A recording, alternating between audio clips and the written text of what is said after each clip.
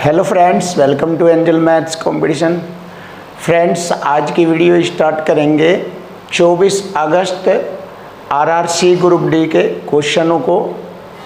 और इस वीडियो में हमने कुछ इम्पोर्टेंट क्वेश्चन लिए हैं जो 24 अगस्त ग्रुप डी के एग्ज़ाम में आपसे पूछे गए हैं। तो इन क्वेश्चनों का बहुत ही सिंपल और आसानी से हम सॉल्यूशन देंगे। तो आइए फ्रेंड्स स्टार्ट करते हैं। जैसे कि दो संख्याओं में 5-11 का अनुपात है। देखिए यहाँ पर ये क्वेश्चन HCF और LCM का लिया गया है, तो बहुत इजी क्वेश्चन है। दो संख्याओं में 5 और 11 का अनुपात है। यदि उनका HCF 24 है तो इन दोनों संख्याओं का योग बताओ। तो जैसे कि मैं आपको बार बार बताता हूँ कि सबसे पहले क्वेश्चन की लैंग्वेज और उसके बाद इक्वल टू इक्वल कंसेप्ट से हम क्वेश्चन को इजी कर लेते हैं। तो आइए देखते हैं। यहाँ पर दिया गया है दो संख्याओं का HCF। तो देखिए HCF कितना दिया है 24 यानी कि 24। तो एक साइड में हमारी संख्या आ गई HCF के रूप में, तो दूसरी साइड में हमारी जो संख्या आएगी HCF के रूप में वो अनुपात वाली आएगी। तो यहाँ पर अनुपात वाली संख्या दे रखी है। तो 5 और 11 का HCF क्या होता है? तो 5 और 11 का HCF 1 होता है, क्योंकि HCF का मीनिंग होता है कि वह बड़ी से बड़ी संख्या जो दी गई दोनों संख्याओं को पूरा काट दे। तो 1 से ये दोनों कट जाएगी, 1 पंजा 5 और 1 से 11 बार। तो दी गई दोनों अनुपातिक संख्याओं का HCF है 1। तो यहाँ पर हमारा अनुपातिक रूप में HCF आ गया 1। तो 1 से हम इसको डिवाइड करेंगे, 24 बार कटेगा। और जैसे कि हमसे पूछा गया है कि दोनों संख्याओं का योग बताओ, तो अब देख लेते हैं दोनों संख्याओं का योग। 5 और 11 होता है 16। तो हम 16 में इसकी गुणा करेंगे 24 की। तो यहाँ पर हमें दोनों संख्याओं का योग ज्ञात हो जाएगा। देखिए 16 चौका 64 हासिल 6, 16 दूनी 32, 6 38। तो दोनों संख्याओं का योग हो गया 384। तो देखिए बहुत इजी कंसेप्ट से क्वेश्चन हल हो गया है और इसी तरीके से पूरे सभी क्वेश्चन हल होते हैं। तो नेक्स्ट क्वेश्चन आपके सामने इम्पोर्टेंट और बिल्कुल इजी क्वेश्चन है। ये क्षेत्रफल से रिलेटेड क्वेश्चन है। ये किसी आयत का क्षेत्रफल 100 सेंटीमीटर स्क्वायर है। जैसे कि कोई आयताकार खेत है तो उसका क्षेत्रफल दिया है, उसका क्षेत्रफल है 100 सेंटीमीटर स्क्वायर और लंबाई 20 सेंटीमीटर दी गई है। तो ये इसकी लंबाई है 20 सेंटीमीटर।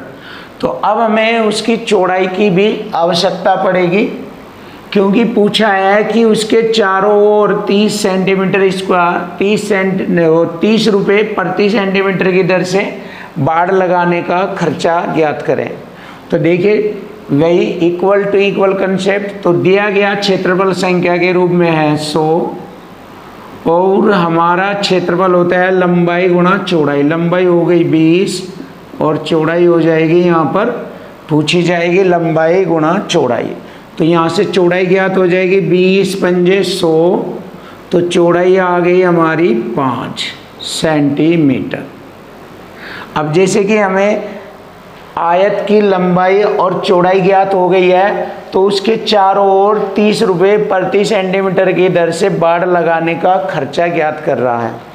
तो ये खर्चा हमें ज्ञात करना है। तो क्या करना है, इसमें हमें देखना है कि उसके चारों ओर फेंसिंग करने का जो खर्चा 30 रुपये प्रति सेंटीमीटर है वो ज्ञात करना है। तो हमें इसका चारों ओर का परिमाप ज्ञात करना होगा। जैसे कि आप सभी को मालूम है कि परिमाप होता है सभी भुजाओं का जोड़।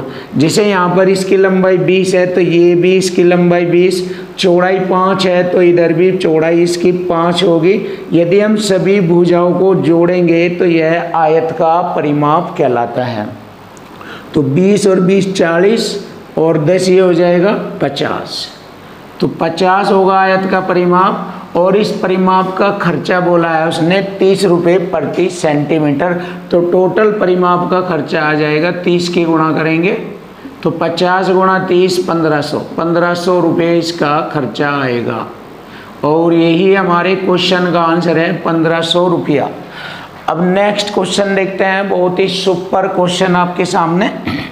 साधारण ब्याज के किसी दर से 12 वर्ष में कोई राशि मूलधन का 3/5 हो जाती है। देखिए कोई राशि मूलधन का 3/5 हो जाती है। साधारण ब्याज की किसी दर से 12 वर्ष में कोई राशि मूलधन का 3/5 हो जाती है तो ब्याज की दर ज्ञात करें। तो जैसे कि आप सभी जानते हो 3/5 फ्रैक्शन में होता है 60%। जैसे कि हम 100 से गुणा करेंगे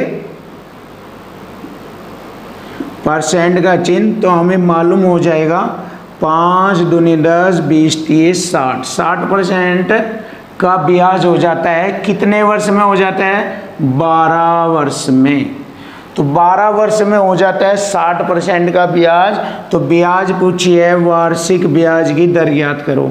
तो ये 12 वर्ष में 60% हो जाता है तो 1 वर्ष की ज्ञात करेंगे। 12 से इसको भाग करेंगे, 12 पंजे 60, 5% प्रति वार्षिक ब्याज दर होगी। तो देखिए बहुत ही आसानी से क्वेश्चन का आंसर आ चुका है। 3/5 होता है 60%। 60% का ब्याज बन जाता है 12 वर्ष में। 12 से 60 को भाग करेंगे तो वार्षिक ब्याज दर आ गई 5%। 12 पंजे 60, 5% वार्षिक ब्याज दर होगी। तो यही हमारे क्वेश्चन का आंसर होगा। तो फ्रेंड्स बहुत ही अच्छे अच्छे क्वेश्चन आपके सामने लाएंगे।